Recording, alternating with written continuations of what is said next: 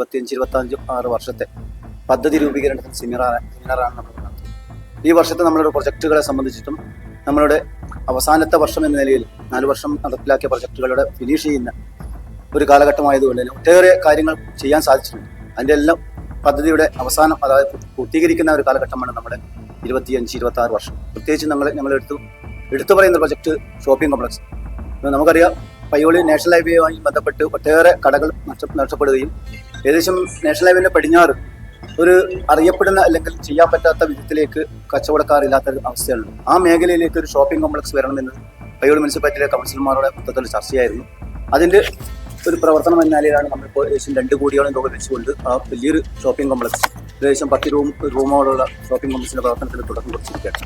അതേപോലെ തന്നെ അതിൻ്റെ അടുത്തുണ്ടായിരുന്ന ഒരു ഷോപ്പിംഗ് കോംപ്ലക്സ് വരുമ്പോൾ മാത്രമേ ആ മത്സ്യ മാർക്കറ്റ്, ആ മേഖലയിൽ കച്ചവടക്കാരില്ലാത്തതുകൊണ്ട് തന്നെ മത്സ്യ മാർക്കറ്റ് ഒറ്റപ്പെട്ട് കിടക്കുന്ന ഒരു അവസ്ഥയായിരുന്നു. അപ്പോൾ ആ മത്സ്യ മാർക്കറ്റിന്റെ നവീകരണം കൂടി ഏകദേശം 52 ലക്ഷം രൂപ ഉപയോഗിച്ചുകൊണ്ട് നവീകരണം നടത്താൻ തീരുമാനിച്ചിട്ടുണ്ട്. അതിന്റെ പ്രവർത്തനവും ടെൻഡർ കഴിഞ്ഞിരിക്കുകയാണ്, പ്രവർത്തനത്തിന്റെ തുടക്കം കുറിച്ചിട്ടുണ്ട്. അപ്പോൾ ആ മേഖലയിലൊക്കെ ഒട്ടേറെ കാര്യങ്ങൾ ചെയ്തു തീർക്കാൻ സാധിക്കുന്ന ഒരു കാലഘട്ടമായതുകൊണ്ട് തന്നെയാണ് അതായത് നമ്മൾ ഈ വർഷം ചെയ്യുന്ന കാര്യങ്ങളെ സംബന്ധിച്ച് എന്തൊക്കെയാണ് പൂർത്തീകരിക്കുന്നത്, എന്തൊക്കെയാണ് ചെയ്യാൻ പോകുന്നതിനെ പറ്റിയുള്ള ഒരു അറിയിപ്പ് നമുക്ക് കൊടുക്കാൻ പറ്റുന്ന സമയം നോക്കി ഇവിടെ എത്തിയിരിക്കുന്ന എല്ലാവരെയും സാഹചര്യം ഈ കാര്യങ്ങൾ നിയന്ത്രിക്കുന്നതിന് ചെയർമാൻ പയ്യോളി മുനിസിപ്പാലിറ്റിയുടെ സ്വപ്ന പദ്ധതികളായ ഈ പറഞ്ഞ പോലെ shopping complex, fish market, homeo dispensary, അതുപോലെ നമ്മുടെ ആയുർവേദ ഹോസ്പിറ്റലിന്റെ നവീകരണം, ഇതുപോലുള്ള കുറേ പദ്ധതികൾ നമ്മൾ ആവിഷ്കരിച്ചിട്ടുണ്ട്. അതിൻ്റെ ഒക്കെ പണി പൂർത്തീകരിക്കേണ്ട ധൃതിയിലുള്ള വർക്കുകളാണ് നമ്മൾ നടത്തിക്കൊണ്ടിരിക്കുന്നത്. അതിൻ്റെ ഇടയ്ക്ക് ചില പ്രയാസങ്ങളൊക്കെ ഉണ്ടാകുന്നുണ്ടെങ്കിലും അതൊക്കെ തരണം ചെയ്തുകൊണ്ട് നമ്മളിത് മുന്നോട്ട് പോയിക്കൊണ്ടിരിക്കുക.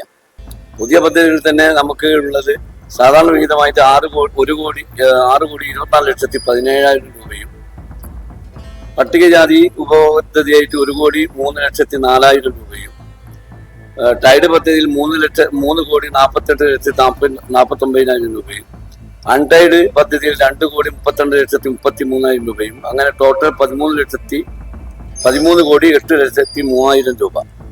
റോഡ് ഇതരം 1,27,05,000 രൂപയും, റോഡിന് വേണ്ടിയുള്ളത് 1,60,73,000 രൂപയും, അങ്ങനെ ടോട്ടൽ 2,87,78,000 രൂപ ആ വകയിൽ നമുക്ക് പദ്ധതിയിലേക്ക് ഉൾപ്പെടുത്തേണ്ടതായിട്ടുണ്ട്.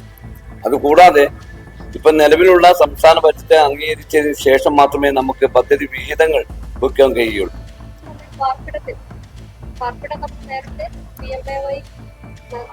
പദ്ധതിയിൽ ഉൾപ്പെടുത്തിയിട്ട് 777 ഗുണഭോക്താക്കളായിരുന്നു ഉണ്ടായിരുന്നത്. അതിൽ ഇനിയും 143 പേര് ഇനിയും പൂർത്തീകരിക്കാൻ 1.5 കോടി രൂപ അതിന്റെ പൂർത്തീകരണത്തിന് വേണ്ടി വർഷം കാണേണ്ടിയിരുന്നു. അതുപോലെ നേരത്തെ ബഹുമാനപ്പെട്ട ചെയർമാൻ പറഞ്ഞതുപോലെ നമ്മുടെ ആ സംരക്ഷണത്തിന് വേണ്ടി ഷോപ്പിംഗ് കോംപ്ലക്സ്, മത്സ്യ മാർക്കറ്റ്, അതോടൊപ്പം നമ്മുടെ ഘടക സ്ഥാപനങ്ങളായ കൃഷിഭവൻ, ഹോമിയോ ആശുപത്രി, താലൂക്ക് ആയുർവേദ ആശുപത്രി, വിവിധ അംഗൻവാടികൾ, നമ്മുടെ സ്കൂളുകൾ, ഇത്രയും പൊതു സ്ഥാപനങ്ങളുടെ നവീകരണത്തിന് കൂടെ വലിയൊരു തുക നമ്മൾ ഈ വർഷം മാറ്റിവെക്കുന്നുണ്ട്. ഏതാണ്ട് 3.5 കോടി രൂപയോളം നമ്മൾ ആ ഒരു ഇനത്തിൽ കാണേണ്ടി വരുന്നു.